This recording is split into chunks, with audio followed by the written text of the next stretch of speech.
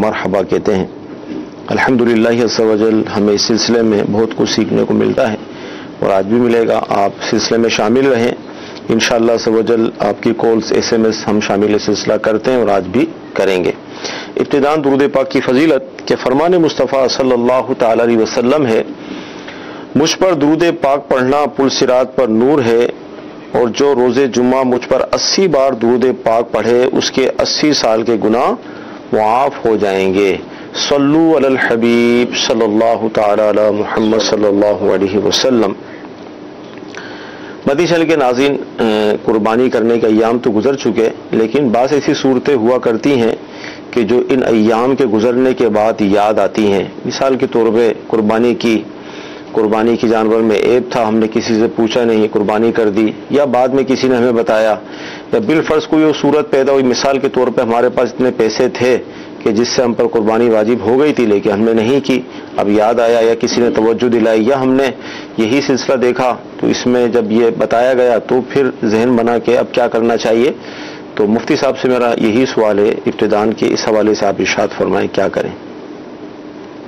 الحمدللہ رب العالمین والصلاة والسلام علی سید الانبیاء والمرسلین، اما بعد فاعوذ باللہ من الشیطان الرجیم، بسم اللہ الرحمن الرحیم۔ دیکھیے، اگر ایسی صورت ہوئی کہ قربانی کا جانور انہوں نے خریدا، یہ صاحب نصاب بھی تھے، اب قربانی کا جانور خریدنے کے بعد انہوں نے ذبح کر دیا، قربانی بھی کر دی، ٹھیک، اب ان کی کسی سے گفتگو ہوئی، پتہ چلا گفتگو میں کہ اس میں تو ایسا عیب تھا جس کی وجہ سے قربانی ہوتی ہی نہیں ہے، ٹھیک، جیسے وہ ہمارے پاس کی ایک مثال ہے، کوئی شخص جانور لے کر آیا، اب جب جانور لے کر آیا، جانور کو ایک دن کھڑا کیا، ایک دن کے بعد اس کی دم جو ہے وہ علیحدہ ہو گئی۔ اچھا، دم علیحدہ ہو گئی سے مراد دے کہ وہ تقریباً 1/3 سے زیادہ حصہ ہی ایسا تھا کہ وہ علیحدہ ہو گیا۔ بعد میں پتہ چلا کہ دم اس کی کٹی ہوئی تھی، بس کوئی کہیں سے انہوں نے دم کا انتظام کر کے ایلفی کے ساتھ اس کو جوڑ دیا۔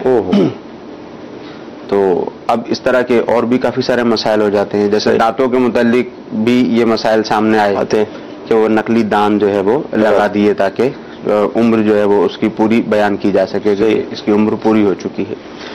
اب ایسی کوئی کیفیت کسی کے ساتھ ہوئی اور بالکل آخری ٹائم میں اس نے جانور ذبح کیا، اب اس کو پتہ چلا کہ جانور جو میں نے ذبح کیا ہے یہ قربانی کے لائق ہی نہیں تھا اور یہ شخص صاحب نصاب بھی تھا، ٹھیک ہے، تو اب اس شخص پر لازم ہے کہ ایک جانور کی قیمت صدقہ کرے، یعنی بکری یا بکرے کی جو اوسط قیمت ہوتی ہے اس کو صدقہ کرنا اس پر لازم ہوگا۔ اگرچہ اس نے جانور لایا تھا، جانور ذبح بھی کیا ہے، اس کے 3 حصے بھی کیے ہوں گے، گھر پہ رکھا، فقراء کو دیا، رشتہ داروں کو دیا، سب کچھ اس نے کیا، مگر جو قربانی کا جانور لے کر آئے وہ اس قابل نہیں تھا کہ اس کو قربانی کی جا سکتی۔ بعد میں پتہ چلا تو اگرچہ اس صورت میں گناہ گار نہیں ہوں گے، انہوں نے اپنے طور پر اچھی طرح سے دیکھ بھال بھی کر لی، سب کچھ کر لیا، اس کے باوجود ایسا کوئی دھوکہ ہو گیا تو اب ان پہ لازم ہے کہ یہ ایک جانور کی قیمت جو ہے وہ صدقہ کریں گے، یعنی بکری یا بکرے کی قیمت صدقہ کریں گے۔ اچھا، صدقہ جیسے ہم بار بار یہ جملہ ہم بیان فرماتے ہیں کہ بھی صدقہ کریں صدقہ کریں، تو صدقہ اس کی ایک تو اقسام بیان ہو جائیں کہ صدقہ کتنے قسموں کا ہوتا ہے، پھر کیا ہم یہ صدقہ اپنے بہن جو سگے ہمارے بہن بھائی ہوتے ہیں کیا ان کو ہم دے سکتے ہیں؟ دیکھیے، صدقہ جو ہے وہ عمومی طور پر 2 طرح کا ہوتا ہے، ٹھیک، ایک نفلی صدقہ کہلاتا ہے اور ایک صدقہ واجبہ کہلاتا ہے، ٹھیک ہے۔ صدقہ واجبہ جیسے زکوٰۃ، فطرہ، اور اسی طرح اگر کسی نے قربانی نہیں کی اور اب قربانی کے ایام گزر گئے، اب جو اس کو رقم وغیرہ دینی ہے یہ بھی صدقہ واجبہ میں آتا ہے، یوں ہی قسم کا کفارہ ہے تو وہ بھی صدقہ واجبہ میں آتا ہے، ٹھیک ہے۔ اور ایک نفلی صدقہ ہوتا ہے کہ عمومی طور پر ہمارے یہاں دیکھا جاتا ہے کہ اپنے گھر والوں کے صدقے کے طور پر کچھ رقم دے دیتے ہیں، جانور لا کے ذبح کر کے دے دیتے ہیں، کوئی منت نہیں مانی ہوتی، کچھ بھی نہیں ہوتا، بس ایسے ہی دے دیتے ہیں، تو یہ نفلی صدقہ کہلاتا ہے، صحیح۔ تو جو نفلی صدقہ ہے اور جو صدقہ واجبہ ہے ان دونوں کے احکام جدا جدا ہیں۔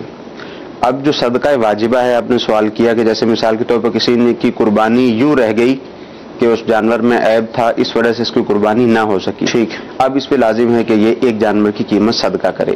اب یہ صدقہ واجبہ ہے، اب اس کو اس بات کی بھی اجازت ہے کہ یہ اپنے کسی بہن کو، اپنے کسی بھائی کو جو شرعی فقیر ہو، صحیح، زکوٰۃ کا مستحق ہو، اس کو یہ دے سکتے ہیں جب کہ یہ سادات کرام سے نہ ہوں، اور جو بھائی بہن ہے وہ اگر نابالغ ہیں تو اس بات کا بھی لحاظ رکھنا ہوگا کہ والد صاحب نصاب نہ ہو، صحیح، اگر نابالغ ہیں، والد صاحب نصاب نہیں ہے تو ان کو بھی دے سکتے ہیں، یعنی نابالغ بہن بھائیوں کو بھی دے سکتے ہیں، ورنہ اگر بہن بھائی بالغ ہیں اور صاحب نصاب نہیں ہے، اس صورت میں اگرچہ ان کے والد صاحب نصاب ہوں تو ان کو بھی دینے کی شرعی طور پر اجازت ہے۔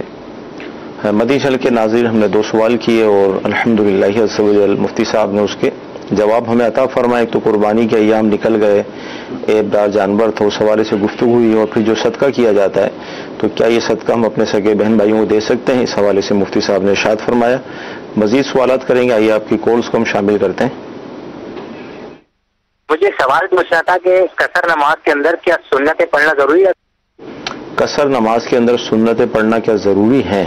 دیکھو، جو قصر نماز ہے اس کے متعلق علماء نے یہ حکم ارشاد فرمایا ہے کہ ایک تو جو فرائض ہیں جیسے ظہر کی نماز ہے، عصر کی نماز ہے اور عشاء کی نماز ہے، 4 کی جگہ پہ 2 فرض پڑھنے ہیں جو قصر نماز ہے۔ باقی جہاں تک سنتوں کا تعلق ہے تو ان کے متعلق علماء نے یہ ارشاد فرمایا جو سنتیں غیر موقدہ ہیں یا جو سنتیں نوافل وغیرہ ہیں وہ تو اگر ویسے بھی کوئی ترک کرے گا تو گناہ گار نہیں ہے، ٹھیک ہے۔ اب رہ گئی سنت مؤکدہ، ٹھیک، اس کے بارے میں علماء نے یہ ارشاد فرمایا کہ اگر تو ایسی کیفیت میں ہے کہ آرام سے سکون سے سنتوں کی ادائیگی کر سکتا ہے جب تو یہ سنتوں کی ادائیگی کرے، ٹھیک، اور اگر ایسی کیفیت میں ہے کہ سنتوں کی ادائیگی نہیں کر سکتا تو اب اس کو اجازت ہے کہ یہ نہ کرے۔ جیسے دوران سفر گاڑی سے اتر کر نماز کی ادائیگی کی جاتی ہے تو وقت کم ہوتا ہے، پھر جس جگہ پر ہم گئے وہاں پر ہمارا 10 دن 12 دن 14 دن ٹھہرنے کا ارادہ ہے تو ظاہر شرعی مسافر ہی رہیں گے۔ جب مدت سفر پر گئے ہیں، 92 کلومیٹر کے فاصلے پر گئے، 14 دن وہاں رہنے کا ارادہ ہے، تو اگرچہ جو ہمارا سفر جو تو ان کے اندر جو ہے یہ جو سنت موقدہ ہیں ان کو ادا کیا جائے۔ باقی جب ایسی کیفیت ہے، سفر کی کیفیت ہے، گاڑی نکلنے کا اندیشہ ہے یا اس طرح کی کیفیت ہے تو پھر نہ پڑھیں گے تو حرج نہیں ہے، ٹھیک ہے جی۔ مزید کالز؟ میرا نام محمد عمر شہزاد ہے، میں گجرات سے کر رہا ہوں۔ کیا امام کے پیچھے قرات کرنا جائز ہے؟ امام کے پیچھے قرات کرنا کیا جائز ہے؟ دیکھیے، امام کے پیچھے قراءت کرنے کی شرعی طور پر اجازت نہیں ہے، ٹھیک، کیونکہ احادیث طیبہ میں حضور نبی کریم صلی اللہ تعالی علیہ وآلہ وسلم نے یہ ارشاد فرمایا جس کا مفہوم ہے کہ امام ضامن ہے، ٹھیک ہے، جب امام قراءت کرے گا تو ہمیں خاموش رہنے کا حکم ہے، صحیح۔ اب بعضوں کے ذہن میں یہ خیال آتا ہے کہ جیسے فجر کی نماز ہے، اسی طرح مغرب کی نماز ہے اور یوں ہی عشاء کی نماز ہے، تو ان میں تو امام جہری قرات کرتا ہے، بلند آواز سے قرات کرتا ہے، اس کی آواز ہمیں آ رہی ہوتی ہے، مگر اس کے علاوہ جیسے عشاء ہی کی بقیہ 2 رکعتیں ہیں، مغرب کی تیسری رکعت ہے، اس طرح ظہر کی 4 کی 4 رکعتیں ہیں، عصر کی 4 کی 4 رکعتیں ہیں، اس میں ہمیں امام کی قرات سنائی نہیں دے رہی ہوتی کیونکہ یہاں پہ سری قرات کرنا ہوتی ہے، صحیح، تو بھائی یہ سمجھتے ہیں کہ اس میں تو قرات نہیں کرنی، اس میں قرات کرنی ہے، تو بے شک امام جہری قرات کرے، بے شک امام سری قرات کرے، مقتدی پر یہ حکم ہے، مقتدی پر لازم ہے کہ وہ خاموش رہے گا، قرات نہیں کرے گا، ٹھیک ہے۔ مدنی چل کے ناظرین، ظاہر جب قربانی کی جاتی ہے تو اس کی جانور کی کھال اترتی ہے اور مختلف ادارے اس کھال کو حاصل کر کر اپنے حساب سے اس کو استعمال کرتے ہیں۔ الحمدللہ دعوت اسلامی کے مدنی ماحول میں بھی یہ سارا نظام موجود ہے۔ تو مفتی صاحب سے سوال یہ ہے کہ جس کے گھر میں جانور ذبح ہوا، اس سے مثال کے طور پر میں نے رابطہ کیا کہ آپ مجھے کھال دے دیجیے گا دعوت اسلامی کے لیے، اس نے کہا کہ ٹھیک ہے آپ مجھ سے لے جائیے گا، میں جانے میں لیٹ ہو گیا مثال کے طور پہ، اور ظاہر دیگر مصروفیات کی وجہ سے بھی یہ لیٹ ہونا ہو سکتا ہے، یا ان کی طرف سے اگر تاخیر ہو گئی، کھال ہو گئی خراب، تو اب اس صورت میں کیا ہوگا؟ آپ ارشاد فرمائیں ذمے کس کے آئے گا؟ دیکھیے، شرعی طور پر حکم یہ ہے کہ جس شخص نے جانور ذبح کیے ہے، جس نے قربانی کی ہے، اب وہ کھال کو خود بھی استعمال کر سکتا ہے، ٹھیک ہے، مگر کھال کو خود استعمال کرنے کی صورت یہ ہے کہ کھال کو باقی رکھتے ہوئے اس کو استعمال کر سکتا ہے، جیسے اس نے جائے نماز بنا لی یا اس کے اوپر بیٹھنے کے لیے اس کو استعمال کرنے کے لیے اپنے پاس رکھ لیا، تو یوں تو اس کو کھال اپنے پاس رکھنے کی بھی اجازت ہوتی ہے، ٹھیک ہے۔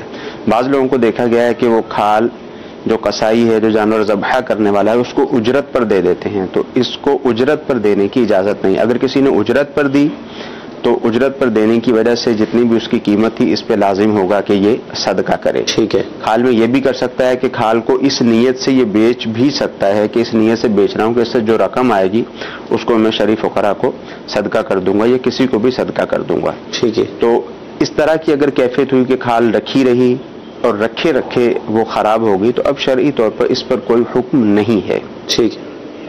یعنی اس کے لیے تو نہیں ہے، اور اگر میری غلطی سے وہ خراب ہو گئی تو جی دیکھیں وہ آپ کی بات ٹھیک ہے. جس نے کہا تھا کہ میں آ کر لے جاؤں گا، کسی مصروفیت کی بنا پر لینے کے لیے نہ پہنچ سکا یا دیر سے پہنچا تو اب خراب ہو گئی ہے، تو جیسے وہ تاوان کی صورت ہوتی ہے کہ کسی پہ تاوان لازم آ جائے گا. کسی نے ان سے کہا تھا کہ ٹھیک ہے میں آ کے لے جاؤں گا، یہ 2 دن تک اس کا انتظار کرتے رہے. اب ان کو معلوم نہیں تھا کہ 2 دن تک کھال کو رکھیں گے تو کھال خراب ہو جائے گی. ٹھیک ہے.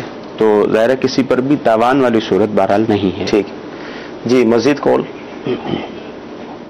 میں نے قضاء نمازیں پڑھنے کا طریقہ جو ہے وہ پڑھا تھا دعوت اسلامی کا. وہاں میں نے قضاء نمازوں میں جو تیسری ترتیب بتائی جاتی ہے کہ جب سورہ فاتحہ پڑھتے ہیں تو آپ سورہ فاتحہ کے بجائے تیسری رکعت میں سبحان اللہ پڑھ سکتے ہیں. تو کیا ہم سبحان اللہ پڑھنے سے پہلے بسم اللہ الرحمن الرحیم پڑھیں گے اور اگر یہ بھی پڑھیں گے تو سبحان اللہ پڑھیں گے یا سبحان اللہ خیر پڑھیں گے؟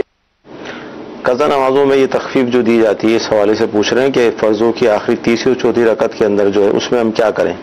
دیکھیں فرض کی تیسری اور چوتھی رکعت میں ویسے سورہ فاتحہ پڑھنے کی بھی اجازت ہے. ٹھیک ہے. اور اسی طرح جو شخص منفرد ہو یعنی تنہا اپنی فرض نماز پڑھتا ہے اس کے لیے افضل یہ ہے کہ وہ سورہ فاتحہ بھی پڑھے، اس کے ساتھ سورت بھی ملا لے.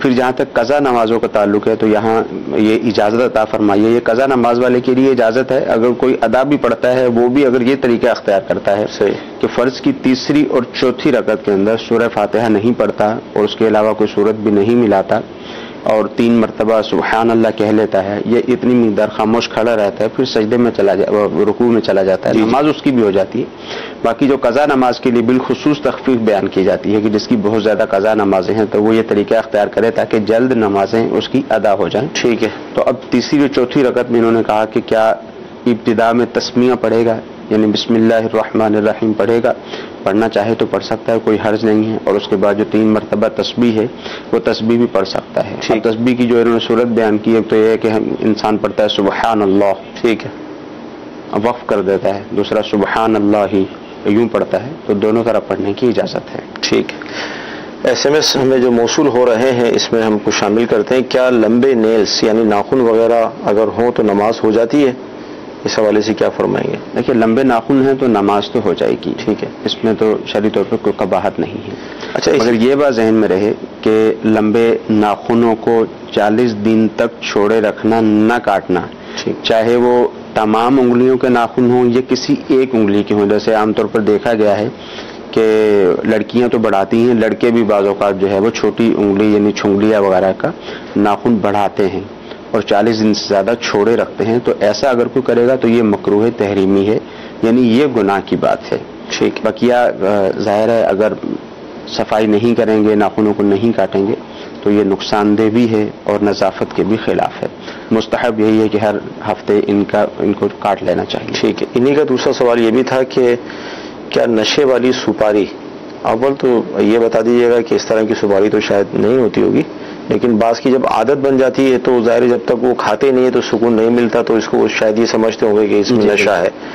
تو یہ کھانے کا مطلب کیا حکم ہے، جائز ہے یا ناجائز ہے، یہ پوچھنا چاہ رہے ہیں. دیکھیں عمومی طور پر ایسا ہی ہوتا ہے کہ جو سپاری وغیرہ ہے عام طور پر ملتی ہے، سپاری ہے، گٹکا ہے، پان ہے، عام طور پر جو یہ چیزیں ملتی ہیں ان میں ویسے تو عام طور پر نشہ نہیں ہوتا ہے. ٹھیک ہے. مگر وہی بات ہے کہ جس کی کھانے کی عادت بن جاتی ہے اب اس کو چھوڑ نہیں پاتا. اسی طرح جو سگریٹ پینے والا ہے وہ اپنی سگریٹ کو نہیں چھوڑ سکتا، اس میں بھی حالانکہ نشہ وغیرہ کی کیفیت نہیں ہوتی. اور بہت سے لوگ چائے پینے والے ہوتے ہیں، وہ چائے ترک نہیں کر سکتے، ان کے سر میں درد ہو جاتا ہے، ایک نفسیاتی عمل بھی ہوتا ہے بعض اوقات. تو یہ نشے کی صورت عمومی طور پر اس میں نہیں ہوتی. اگر واقعتاً اس میں نشہ ایسا کوئی لیکوڈ نشہ شامل کیا گیا ہے، اس کو اس میں بھگو دیا گیا ہے یا کوئی نشہ آور چیز ہی اس میں داخل کی گئی ہے تو ظاہر قطعاً اس کی اجازت نہیں ہوگی کہ اس کو استعمال کیا جائے. ٹھیک ہے جی. مزید کالس لیں گے ہم. میرا سوال دارالاسلام میں یہ ہے کہ میری والدہ کی ابھی پچھلے ہفتے بارش کے سبب قبر بیٹھ گئی ہے، تو وہ ایسی ہو گئی ہے کہ وہ کچھ تختے وغیرہ بھی وہ اندر چلے گئے ہیں، تو اس کا کیا حل کریں؟ برائے کرم رہنمائی فرما دیجیے۔ پچھلے دنوں بارش آپ کے بھی علم میں بہت شدید ہوئی تھی، یقیناً اس طرح کا سلسلہ ہوا ہوگا، تو اب یہ کیا کریں اس قبر کو درست کرنے کے لیے؟ اللہ تعالیٰ ان کی والدہ کی بخشش و مغفرت فرمائے، جن کے بھی والدین دنیا سے رخصت ہو چکے ہیں، اللہ تعالیٰ سب کی بخشش و مغفرت فرمائے۔ دیکھیے اب طریقہ کار یہ ہے کہ جب بالخصوص بارش ہوتی ہے، ایک تو ویسے قبر کا بیٹھ جانا ہے، صحیح، اس کو درست کرنا کچھ آسان ہوتا ہے۔ جب بارش کے بعد قبر بیٹھتی ہے تو ایک تو مٹی جو ہے وہ ساری اندر دھس جاتی ہے، جی جی، اور اس کے ساتھ ساتھ وہ ساری کی ساری مٹی جو ہے وہ چکنائی کی صورت اختیار کر جاتی ہے، یعنی وہ گیلی مٹی کی صورت اختیار کر جاتی ہے، پھر سلیبیں بھی اندر گر جانا۔ اب اس کو جو ہے وہ صاف کرنا کافی مشکل ہوتا ہے۔ ایسے موقع پر عمومی طور پر گورکن یہ مشورہ دیتا ہے کہ قبر کو منتقل کر لیا جائے، یعنی میت کو نکال کر سارا سسٹم کر کے پھر دوبارہ اس کو بنا لی جائے۔ ایسا کرنے کی ہرگز اجازت نہیں ہے۔ صحیح، ہاں یہ طریقہ ہو سکتا ہے، اب جو سلیبز اوپر گر گئی ہیں ان کو اٹھانے کی اجازت ہے، اور مٹی اتنی اس کے اوپر سے اٹھانے کی اجازت ہے کہ میت ظاہر نہ ہو۔ صحیح ہے، نارملی مٹی اس کے اوپر سے اٹھا لیں، اور اسی طرح سلیب میں وغیرہ بھی جو ہے وہ اوپر سے اٹھا لیں، اور پھر اس کے ارد گرد جو ہے وہ بلاکس کی یا اینٹوں کی ہلکی ہلکی دیواریں کر کے پھر دوبارہ سلیبس رکھ کے اس کے اوپر دوبارہ مٹی ڈال دیں۔ تو یہ کام عمومی طور پر گورکن نہیں کر پاتا۔ گورکن کا طریقہ کار یہی ہوتا ہے کہ وہ کہتا ہے کہ بس ٹھیک ہے، اس کو نکالیں، دوبارہ اس کو بنائیں۔ تو جو اچھا کام کرنے والا ہے، جو اچھا مستری ہے، کام کرنے والا ہے، اس کو لے کر جائیں اور اس سے مشورہ کر کے اس کو ٹھیک کر لیں۔ ٹھیک ہے جی۔ مزید کال؟ میرا آپ سے سوال ہے کہ جمعے کی سنتوں میں اور جمعے کی فرض نماز میں اور جمعے کی فرض نماز کے بعد جو سنتیں ہوتی ہیں ان کی نیت کس طرح کی جاتی ہے؟ برائے مہربانی اس کا جواب دے دیں۔ جمعے کی نیت کا کیوں اتنا کنفیوژن کیوں ہے؟ کیا وجہ کیا ہے؟ اور جمعے کی نیت کی کنفیوژن اس وجہ سے ہے کہ عام طور پر اسی وقت میں ظہر کی نماز ادا کی جاتی ہے۔ اب جمعہ کے دن ظہر کے 4 فرض کی جگہ 2 فرض ادا کیے جاتے ہیں، تو لوگوں کے ذہن میں یہ بات ہوتی ہے کہ وہ جو 2 فرض ہیں وہ جمعہ کے ہیں، باقی پہلے کی جو سنتیں ہیں، بعد کی جو 4 سنتیں ہیں، 2 سنتیں ہیں، 2 نوافل ہیں، وہ ظہر کی ہیں۔ تو اس وجہ سے جو ہے وہ پریشانی۔ اصل مسئلہ یہ ہے کہ جمعہ والے دن ظہر کی نماز نہیں ہے، جمعہ والے دن جمعہ کی ہی نماز ہے۔ ٹھیک ہے، تو جو پہلے 4 سنتیں پڑھیں گے اس میں بھی جمعہ کی نیت ہے، 2 فرض میں بھی جمعہ کی نیت ہے، پھر 4 سنتیں ہیں، پھر 2 سنتیں ہیں، پھر 2 نوافل ہیں، سب میں جمعہ کی نیت ہی کی جائے گی۔ اچھا، اگر ظہر کی نیت کر لی یا جمعے کے مکس کر لی، جمعہ بھی ہے ظہر بھی ہے ایک ہی وقت میں؟ دیکھیں وہ عمومی طور پر ایسا ہوتا نہیں ہے، یعنی جو 2 رکعت ظہر کی جمعہ کی ہے اس میں تو جمعہ کی ہی نیت کرتے ہیں، عمومی طور پر ایسا ہی ہوتا ہے۔ چلیں یہ مثال، اور جو دوسری آگے پیچھے ظہر کی، جی، اور جو دوسری بات ہے بالخصوص جو جمعہ ادا کرنے کے بعد کی جو 4 سنتیں پڑھی جاتی ہیں، ان میں بعض لوگوں کا یہ طریقہ کار ہوتا ہے کہ وہ ظہر کی بھی نیت کرتے ہیں اور جمعہ کی بھی نیت کرتے ہیں عمومی طور پر، اور وجہ اس کی وہ والا مسئلہ ہے جو علماء نے بیان کیا ہے کہ اگر کسی جگہ پر اس بات کا شبہ ہے کہ جمعہ کی نماز وہاں ہوئی یا نہیں ہوئی، جی، تو ایسی صورت میں جب ظہر کی سنتیں بعد کی پڑھی جائیں گی، جمعے کے بعد جو 4 سنتیں ہیں وہ پڑھی جائیں گی، اس میں اس طرح کی نیت کی جاتی ہے، اور علماء نے وہاں پر یہ بھی لکھا ہے کہ یہ ہر شخص کے بس کی بات نہیں ہے کہ وہ اس انداز سے اس کی نیت کرے۔ تو عوام پر یہی لازم ہے کہ جہاں پر جمعہ کی نماز ادا کی جاتی ہے وہاں پہلی سنتوں میں بھی، بعد کی سنتوں میں بھی اور نوافل میں بھی جمعہ کی ہی نیت کرے۔ ٹھیک جی۔ مزید کون؟ سوال یہ ہے کہ صبح کی نماز اس آدمی کی رہ جائے تو کس طرح ادا کرنی چاہیے؟ صبح کی نماز کی سنتیں اگر رہ جائیں تو کس طرح ادا کریں؟ جی، صبح کی نماز کی سنتیں اگر رہ جائیں، جیسے بعض اوقات مسجد میں گئے، اب امام صاحب دوسری رکعت میں ہیں یا سلام پھیرنے کے قریب ہیں، تو حکم یہ ہے کہ نماز میں مل جائیں، فرض نماز ادا کریں۔ اب فرض جب ادا کر لیے تو اب جو فجر کی نماز کا ٹائم ہے، اب اس کے اندر فرائض ادا کرنے کے بعد اب سنتیں ادا کرنے کی اجازت نہیں ہے۔ ٹھیک ہے، ہاں، جب وقت ختم ہو جائے، جیسے مثال کے طور پر 6:15 بجے نماز کا وقت ختم ہو گیا، تو اب یہ 6:35 جب ہو جائیں، یعنی 20 منٹ جب گزر جائیں سورج طلوع ہونے کے بعد، تو پھر سنتوں کی ادائیگی کر لی جائے۔ ٹھیک۔ اچھا، SMS یہ آیا کہ ہمارے فادر جو ہے وہ کسی ادارے کے اندر نوکری کرتے ہیں، ان کے پاس ایک موبائل ہے، جس کا وہ موبائل ہے ہو سکتا ہے وہ بھول گیا، اور ظن غالب یہ کہ وہ بھول گیا، تو اب کیا کریں اس موبائل کا ہم؟ یعنی ان کو کہیں سے ملا ہے، مل گیا ہے، یہ کسی نے دیا ہے ان کو، وہ بھول گیا۔ ظاہر ایسا ہی محسوس ہو رہا ہے کہ جیسے ادارے میں کام کرتے ہیں تو وہاں سے ان کو ملا ہے۔ جی ٹھیک ہے، دیکھیں اب دو صورتیں ہوتی ہیں، ایک تو یہ کہ راستے میں گری پڑی چیز کہیں سے مل جاتی ہے، اس کی کیفیت کچھ الگ ہوتی ہے۔ کسی کمپنی میں کسی ادارے میں کام کرتے ہیں تو وہاں پر ان کے لیے پہنچانا جو ہے وہ آسان ہوتا ہے، اور پھر موبائل جس کا گم ہو جائے اس تک پہنچانا زیادہ آسان ہوتا ہے۔ ظاہر ہے موبائل کے اندر عمومی طور پر کانٹیکٹس ہوتے ہیں، نمبرز ہوتے ہیں تعلق والوں کے، آپ کسی کو بھی کال کریں گے وہ آپ کو بتا دے گا کہ فلاں شخص کا یہ فون ہے، اس شخص تک پہنچا دیا جائے۔ تو ان پر یہی لازم ہے کہ کانٹیکٹ کریں اور کانٹیکٹ کر کے جس کا وہ سیل فون ہے اس تک پہنچائیں۔ ٹھیک ہے جی، مزید کالس لیں گے۔ سوال یہ کرنا چاہتا ہوں کہ احکام تجوید سیکھنا کیا ہے، اور اگر کوئی اس کا انکار کرے تو کیا ہے؟ احکام تبلیغ سیکھنے کا تجوید، اچھا جی تجوید، احکام تجوید۔ دیکھیں اتنا سیکھنا تو ہر مسلمان پر لازم و ضروری ہے کہ وہ حروف کی ادائیگی میں فرق کر سکے۔ ٹھیک ہے، کہ کون سا حروف کس طرح سے ادا ہوگا اور حروف کے اندر امتیاز ہو سکے۔ ٹھیک ہے، اس طرح کا سیکھنا تو ہر مسلمان پر لازم ہے کہ جب وہ سیکھے گا تو اس کو سیکھنے کے بعد ہی وہ نماز کی ادائیگی کر سکے گا۔ اس کو نہیں سیکھے گا، نماز کی ادائیگی کرے گا تو اس کی نماز سرے سے ہوگی ہی نہیں۔ یہ سیکھنا اس کے لیے لازمی و ضروری ہے۔ بقیہ جہاں تک مزید تجوید کا تعلق ہے، جیسے بہت بڑے قراء حضرات ہوتے ہیں، وہ دن رات اس کی مشقیں کرتے ہیں، دن رات مشقیں کر کر کے اس کو جو ہے وہ زیادہ بہتر بنانے کی کوشش کرتے ہیں، وہ سیکھنا ہر مسلمان پر لازم نہیں ہے۔ ٹھیک ہے، ٹھیک ہے، پھر وہ قرات کا حسن ہوتا ہے، مزید زیادہ حسن پیدا کرتے ہیں، مزید زیادہ حسن پیدا کرتے ہیں، وہ سیکھنا ہر مسلمان پر لازم نہیں ہے۔ مسلمان پر یہ لازم ہے، یہ فرض ہے کہ کم از کم اس کو ایک آیت جس سے اس کی نماز ہو سکے، اتنا قرآن مجید فرقان حمید سیکھنا اس کے لیے فرض ہے، اور 3 آیتیں یا ایک بڑی آیت جس سے اس کا واجب ادا ہو سکے، اتنا قرآن مجید سیکھنا اس پر واجب ہے۔ تو حضور ارشاد فرمائے جیسے قربانی کے ایام تو گزر گئے اب، لیکن بعض اوقات ایسا ہوتا ہے کہ قربانی کی جانور کی بہت ساری چیزیں بچ جاتی ہیں، مختلف قسم کے تاج لوگ پہناتے ہیں، ہار پہناتے ہیں، اس کی رسیاں وغیرہ ہوتی ہیں، تو اب اس کی جو رسی ہے ظاہر بعض اوقات بڑی وہ ہیوی رسی بھی ہوتی ہے جانور کے حساب سے، تو کیا ہم اس کو کسی اور جانور کے لیے استعمال کر سکتے ہیں یا ذاتی استعمال میں لا سکتے ہیں، یا اس کو ہم بیچ دیں، کیا کریں اس کا؟ اس میں حرج نہیں، کسی بھی طرح سے اس کو استعمال کیا جا سکتا ہے، چاہے اب اس کو ذاتی استعمال میں لے آئیں، اپنے پاس دوسرا دیگر جو چیزیں اپنے پاس دوسرا جانور ہے اس کو پہنا دیں، ٹھیک ہے، صحیح ہے، اور اسی طرح کسی دوست کا جانور ہے وہ مانگتا ہے اس کو دے دیں، کوئی حرج نہیں ہے شرعی طور پر۔ خرید و فروخت اس کی یعنی بہت بیچ زیادہ کے قیمتی چیزیں، ٹھیک ہے، اس کو بیچا بھی جا سکتا ہے، اس میں بھی شرعی طور پر کوئی حرج وہ نہیں، رقم ہم خود استعمال کر سکتے ہیں؟ خود استعمال کر سکتے ہیں، بہتر یہ ہے کہ اس کو صدقہ کر دیا جائے۔ ٹھیک ہے جی، مزید کورس لیں گے۔ عبدالعزیز سعودی عرب سے بات کر رہا ہوں۔ فرض کریں کہ جمعہ کسی وجہ سے چھوٹ جاتا ہے تو پھر جمعے کی جو نماز ہے اس سے کیسے نیت کریں گے؟ ظہر کی نیت کر کے پڑھیں گے یا بعد میں بھی جمعے کی نیت کر کے پڑھیں گے؟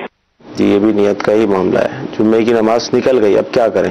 دیکھیں شہر میں موجود ہیں اور جمعہ کی نماز جہاں پر یہ عمومی طور پر پڑھتے ہیں وہاں نہیں پڑھ پائے، جی جی، تو اب شہر میں دوسری جگہ پہ جہاں جمعہ کی نماز ہوتی ہے وہاں پر جانا لازمی اور ضروری ہے، وہاں پر جا کر جمعہ کی نماز ادا کریں گے۔ صحیح۔ آپ شہر میں کہیں بھی جمعہ کی نماز کا وقت موجود نہ رہا تو اب ان کی جمعہ کی نماز قضا ہوئی، جمعہ کی نماز اب یہ نہیں پڑھ سکتے، اب جمعہ کی جگہ ظہر کی نماز پڑھیں گے۔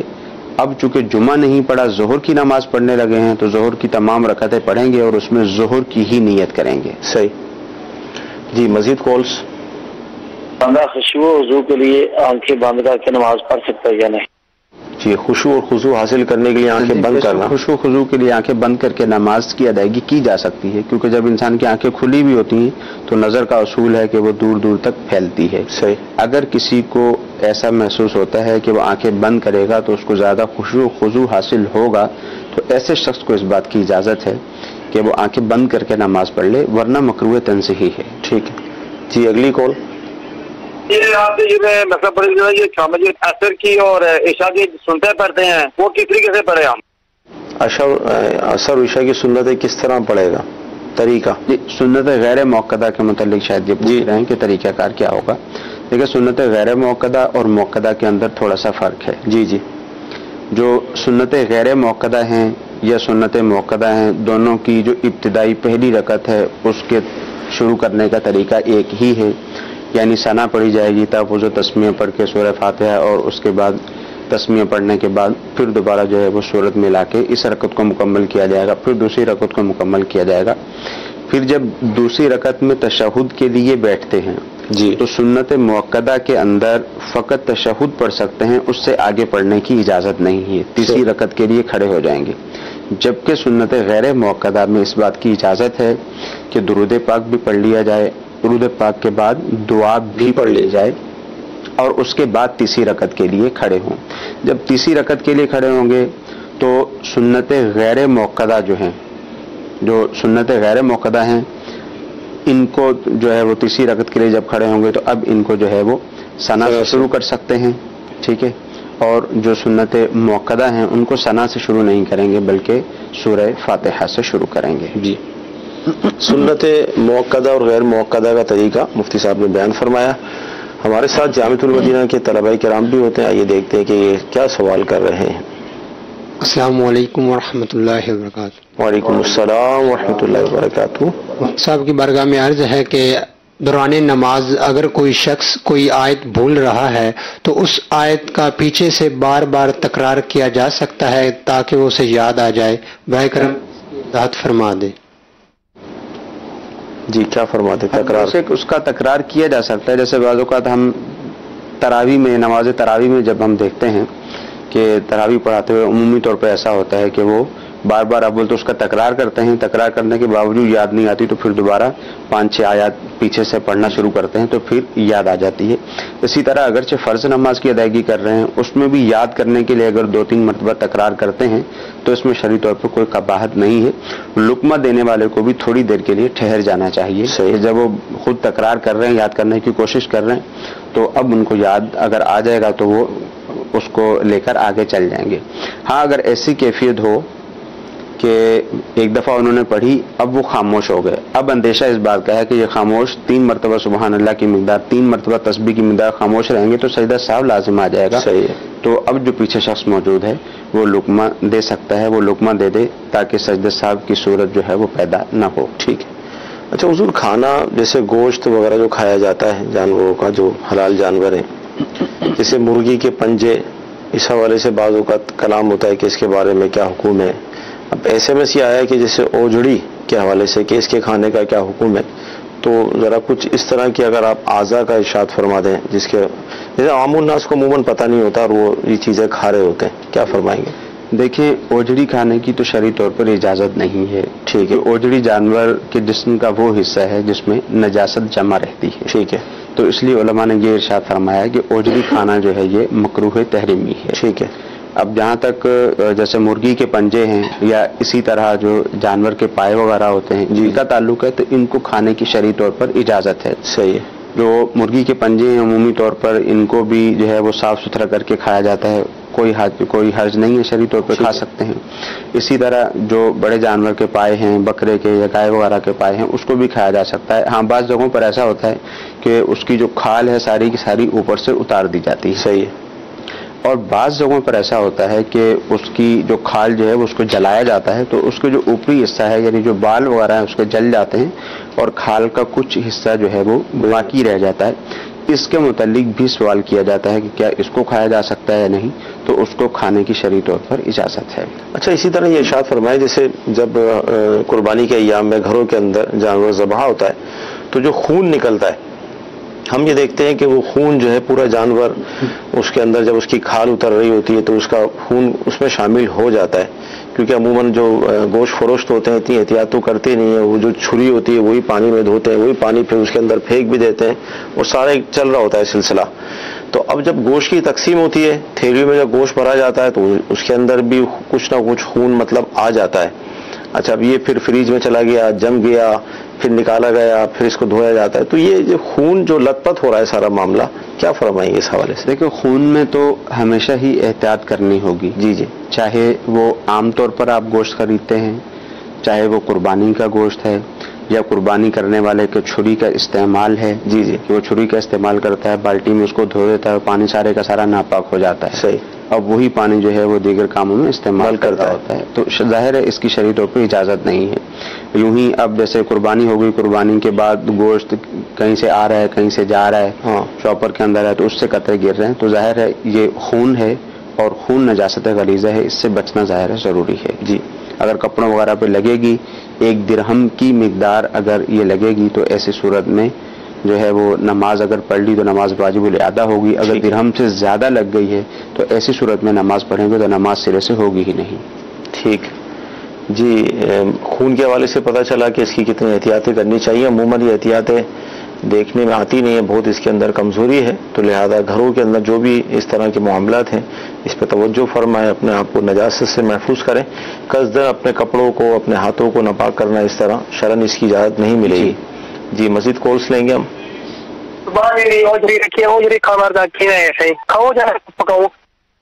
کیا فرمائے انہوں نے، ہماری سمجھ میں نہیں آیا شاید اوجڑی کے متعلق ہی انہوں نے بھی سوال کیا ہے، تو اس کے متعلق پہلے بتا دیا ہم نے جی کہ اوجڑی کھانے کی اجازت نہیں ہے، اور وجہ اس کی وہی ہے کہ وہ غلاظت وغیرہ اس میں جمع ہوتی ہے، اس لیے اس کو کھانا مکروہ تحریمی ہے۔ ٹھیک جی، مزید کال۔ اسٹیٹ لائف انشورنس ہوتی ہے جو یہ ہم کرا سکتے ہیں، اس کے حوالے سے ارشاد فرما دیں۔ انشورنس کروانے کی شرعی طور پر اجازت نہیں ہے، کیونکہ جب آپ انشورنس کرواتے ہیں تو آپ کے ساتھ یہ بات باقاعدہ طے ہوتی ہے کہ جتنی رقم آپ ادا کریں گے آپ کو اس سے زیادہ رقم دی جائے گی، تو یہی سود کی خالص صورت ہے۔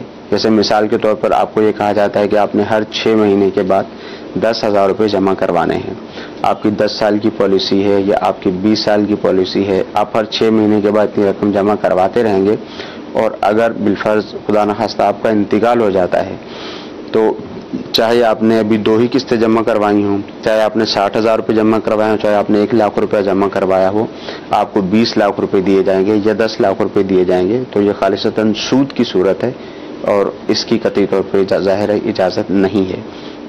عمومی طور پر دیکھا یہ گیا ہے کہ لوگوں کے سامنے یہ بیان کیا جاتا ہے کہ کاروبار کرتے ہیں اور کاروبار کے اندر جو بھی نفع ہوتا ہے اور نفع کے ریشو کے اعتبار سے آپ کو دیا جاتا ہے، حالانکہ وہ نفع کے ریشو کے اعتبار سے نہیں ہوتا، وہ باقاعدہ طے ہوتا ہے۔ صحیح۔ پھر یہ بھی کہا جاتا ہے کہ جو اگر ہمیں کوئی نقصان ہوتا ہے تو ہم آپ کا جو نفع ہے اس میں سے کچھ نہ کچھ کم کر لیتے ہیں، حالانکہ نفع اور نقصان میں یہاں پہ شرکت قطعاً نہیں ہوتی۔ جب آپ ایک شخص سے گفتگو کرتے ہیں، وہ آپ سے کہتا ہے کہ آپ 20 سال کی پالیسی لے لیں، ہر 6 مہینے کے بعد آپ کو 20,000 روپے جمع کروانے ہیں، اور سال کے اندر 2 سال کے اندر آپ کا انتقال ہو گیا تو آپ کو 20 لاکھ روپے دیے جائیں گے جی، تو اس کا مطلب ہے نقصان کا کوئی قطعی طور پر پہلو موجود نہیں ہے۔ تو اس طرح اگر کوئی شراکت کی جاتی ہے یا کاروبار کیا جاتا ہے تو اس کی قطعی طور پر اجازت نہیں ہے، اور یہ تو خالصتاً سود کی صورت ہے، اس کو نہیں کروا سکتے۔ اچھا، حضور یہ ارشاد فرمائیں کہ ظاہر ہر گھر کا اپنا ایک حساب کتاب ہوتا ہے۔ اب جیسے والد صاحب ہیں تو والدہ کے جو رشتہ دار ہیں، والدہ ہیں تو والد صاحب کے رشتہ دار ہیں، یعنی زوجہ اور شوہر کے حساب سے بھی اس کو اگر تقسیم کر لیا جائے تو تھوڑا سے مسائل اس میں چلتے رہتے ہیں۔ گوشت کی تقسیم ہے تو مثال کے طور پہ گھر کے اندر اگر بکرا ذبح ہوا تو عورت کی یہ خواہش ہے کہ بھائی ہمارے اپنے ہی رشتہ داروں میں تقسیم ہو جائے، شوہر کے حوالے سے مطلب اس میں کمزوری، جو شوہر صاحب ہیں تو ان کی یہ خواہش ہے کہ بھئی ہمارے بہن بھائیوں میں تقسیم ہو جائے، تو زوجہ کے حوالے سے اسی طرح بلانے کے حوالے سے بھی، یعنی بیوی کی یہ خواہش ہوگی کہ وہ میرے ہی گھر والے آتے رہیں اور شوہر صاحب کے گھر والے بھلے نہ آئے تو کوئی مسئلہ نہیں ہے، کہ اس حوالے سے کیا فرمائیں گے؟ کیا ہے؟ دیکھیے اصل میں جو گھر کا جو بھی ماحول ہے، صحیح، ظاہر ہے میاں بیوی دونوں ایک دوسرے کا بھی خیال رکھیں گے تبھی یہ گاڑی ٹھیک طریقے سے چل سکتی ہے۔ ٹھیک ہے۔ اور یوں ہی جو عورت ہے وہ اپنے شوہر کے گھر والوں کا خیال رکھے گی، اور اسی طرح جو شوہر ہے اپنی بیوی کے گھر والوں کا خیال رکھے گا، تو ہی گاڑی ٹھیک طریقے سے چل سکے گی۔ ٹھیک۔ اصل میں ہمارے یہاں عمومی طور پر ہوتا یہ ہے کہ عجیب و غریب قسم کے شبہات لوگوں میں پیدا ہو جاتے ہیں۔ ٹھیک ہے۔ عورت یہ سمجھتی ہے کہ اگر میرا شوہر اپنے بہن بھائیوں سے ملاقات کرے گا، اپنے والدین سے ملاقات کرے گا، تو وہ اس کو میرے خلاف بھڑکائیں گے اور یہ مجھ سے جھگڑا کرے گا یا مجھے پریشان کرے گا، مجھے تکلیف پہنچائے گا۔ شوہر کا یہ ذہن ہوتا ہے کہ اگر عورت اپنے گھر والوں کے ساتھ بات چیت کرے گی، ان سے ملاقات کرے گی، ان کا آنا جانا رہے گا، تو وہ اس کو پٹیاں پڑھائیں گے اور یہ مجھے پریشان کرے گی. صحیح. اور اگر دیکھا جائے تو حقیقت میں ایسی کوئی بات موجود نہیں ہوتی، یعنی اس اعتبار سے بھی موجود نہیں ہوتی کہ اگر ایسے شوہر سے پوچھ لیا جائے کہ کیا آپ کے علم میں کوئی ایسی بات ہے، کوئی اس طرح کی بات واضح طور پر ہوئی ہو، آپ کو پتہ چلا ہو، تو وہ کہتا ہے کہ نہیں، وہ اصل میں مجھے ایسا ہی لگتا ہے. اچھا. وہ عورت سے پوچھ لیا جائے کیا واقعتاً کوئی ایسی بات کبھی ہوئی بھی ہے، واضح طور پر کوئی دلیل موجود ہو یا کچھ ایسا ہو، تو وہ کہتے ہیں نہیں، مجھے ایسا ہی لگتا ہے کہ شاید ایسا ہی ہے، کیونکہ جب یہ گھر سے ہو کے آتا ہے تو مجھ سے لڑتا ہے. اب وہ بیچارہ گھر سے ہو کر آیا اور جب وہ گھر پہ پہنچا واپسی، آپ نے اس سے پانی نہیں پوچھا، آپ نے اس سے کھانا نہیں پوچھا، تو بھائی وہ اس وجہ سے لڑائی کر رہا ہے، وہ اس وجہ سے تھوڑی لڑ رہا ہے آپ کے ساتھ کہ وہ والدین سے مل کے آیا ہے. یوں ہی عورت کا معاملہ ہے کہ عورت جب اپنے گھر سے ہو کے آتی ہے یا اپنے رشتہ داروں سے ملتی ہے، وجہ کچھ اور ہو جاتی ہے، شوہر کی کوتاہی کچھ اور ہوتی ہے جس کی وجہ سے ان کا آپس میں جھگڑا ہوتا ہے. شوہر یہ سمجھتا ہے کہ شاید عورت کی طرف سے ایسا ہوا ہے. تو بات یہ ہے کہ گھر کو جب لے کر چلیں گے تو انسان کو اپنے بارے میں خود ہی سوچ لینا چاہیے. صحیح ہے کہ اگر میں سامنے والے کو اس کی بہن سے، اس کے بھائی سے، اس کے والدین سے ملنے سے منع کرتا ہوں، شوہر کی بات کر رہا ہوں میں، کہ شوہر اگر بیوی کے بارے میں یہ سوچتا ہے کہ مجھے ایسا کرنا ہے، تو اس کو یہ بھی سوچنا چاہیے کہ میری اپنی بھی بہنیں ہیں، اگر ان کے جو شوہر ہیں وہ ان کو مجھ سے ملنے سے منع کرتے ہیں، میرے والدین سے ملنے سے منع کرتے ہیں، تو میری کیا کیفیت ہوگی. اسی طرح عورت کو یہ سوچنا چاہیے کہ اگر آج میں اس کو منع کرتی ہوں، میرے بھائی کو میرے والدین سے ملنے سے اگر اس کی بیوی منع کرے گی تو ہماری کیا کیفیت ہوگی. تو ان باتوں کو عمومی طور پر سوچا سمجھا نہیں جاتا، وہ اپنے آپ کو ہی دیکھا جاتا ہے، دیگر معاملات کو نہیں دیکھا جاتا، اور نقصان پھر دونوں کو ہوتا ہے. گھر بگڑ جاتا ہے. وہ آپس میں کوئی لڑائی جھگڑا نہ ہو، آپس میں کوئی کسی طرح کی پریشانی موجود نہ ہو، فقط اس بات کو مد نظر رکھتے ہوئے کہ شوہر جو ہے وہ اپنے گھر والوں سے ملنے کے لیے کیوں گیا تھا، یا شوہر یہ کہتا ہے کہ عورت کے گھر والے کیوں آئے تھے، یا عورت اپنے گھر والوں سے ملنے کے لیے کیوں گئی تھی، تو آپس میں خام خام جو ہے وہ چپکلش کرتے ہیں، جھگڑا ہو جاتا ہے، اور بعض اوقات جو ہے وہ نوبت علیحدگی تک بھی پہنچ جاتی ہے. لہذا میاں بیوی کو چاہیے کہ آپس میں بھی ایک دوسرے کے حقوق کا خیال رکھیں، اور اسی طرح جو شوہر کے حقوق اس کے بہن بھائیوں کے لیے، اس کے والدین کے لیے ہیں، اگر وہ ان کو پورا کرتا ہے تو بیوی کو کوئی اعتراض نہیں ہونا چاہیے، اور بیوی اپنے والدین کے، اپنے بہن بھائیوں کے حقوق اگر پورا کرتی ہے تو اب شوہر کو قطعی طور پر کوئی اعتراض نہیں ہونا چاہیے. مدنی چینل کے ناظرین، ایک SMS یہ آیا کہ وہ کون سے اجزاء ہیں کہ جن کو نہیں کھانا چاہیے. تو ابلغ گھوڑے سوار یہ رسالہ ہے اہل سنت کا، جس میں 22 اجزاء 22 اجزاء ایسے پارٹس لکھے گئے ہیں جن کا کھانے کے حوالے سے شریعت نے منع فرمایا. تو وہ وہاں سے آپ پڑھ سکتے ہیں. الحمدللہ آج جمعرات ہے، اور جمعرات کو مغرب کی نماز کے بعد دعوت اسلامی کے تحت سنت و بھرے اجتماعات دنیا بھر میں جہاں جہاں دعوت اسلامی کا مدنی کام میں شروع ہو جاتے ہیں. میری آپ سے مدنی التجا ہے کہ آپ جہاں بھی ہوں کوشش فرما کر ان اجتماعات میں شرکت فرمائیے. انشاءاللہ علم دین بھی ملے گا. پھر پورا ایک جدول ہوتا ہے اس کا، اس جدول کے مطابق گزاریں گے تو مزید انشاءاللہ تعالی برکتیں ملیں گی. پھر شب جمعہ یعنی جمعے کی رات ہوتی ہے تو اس کی الگ برکتیں ہیں. تو لہذا نیت فرما لیجئے کہ انشاءاللہ تعالی اس اجتماع میں ضرور شرکت کریں گے. سلسلے کا وقت ختم ہوا، انشاءاللہ عز و جل پھر دوبارہ حاضر ہوں گے اچھی اچھی نیتوں کے ساتھ، نئے موضوعات کے ساتھ. اللہ تعالیٰ کی بارگاہ میں دعا ہے کہ اللہ تعالیٰ آج کے ہمارے سلسلے کو اپنی بارگاہ میں قبول فرمائے. جو ہم نے سنا ہے، جو سیکھا ہے، اس پر عمل کرنے کی توفیق عطا فرمائے. آمین. صلو علی الحبیب صلی اللہ تعالی علی محمد صلی اللہ علیہ وسلم. کیسے زندگی آؤ علماء سے پوچھ لے، آئے جو مشکل پیش کوئی آؤ